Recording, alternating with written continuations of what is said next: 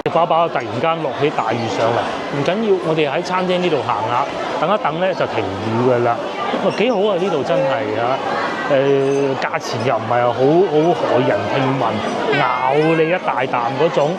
小朋友坐喺度又舒服，同埋咧即係佢當然有開冷氣，有開風扇啦。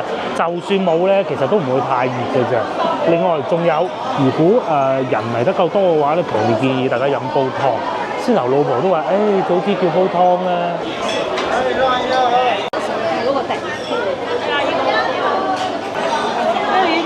外邊又落起大雨，上2樓睇下。嗱，2樓咧都係餐廳嚟㗎，咁但係咧價錢會比較貴，坐得舒服啲咯。佢唔叫貴，佢係有最低消費，不過全部都係房間嚟嘅，誇張咁鬼多人喎，亦都剛好咁大雨，放假就係咁㗎啦。除咗食仲可以嚟參觀下，佢有翻新過嘅，但係我相信個結構咧都係咁㗎。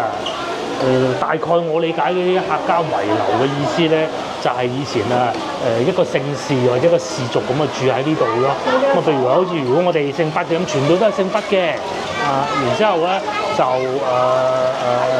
一人一間房，一人一間房咁咯。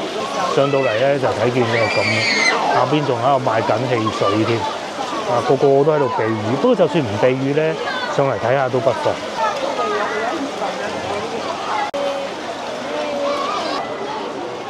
仲有個博物館啊，係咪以前嗰啲農具啊？仲有張床添喎，喂，你睇呢度，仲有張床嘅喎。以前啲人就係咁樣瞓覺嘅。舊嘅農具啦，應該係真嘅，我相信。即係佢可能執翻靚佢咁咯，先係歪嘅嚇。哇！以前嗰啲舊床就係咁。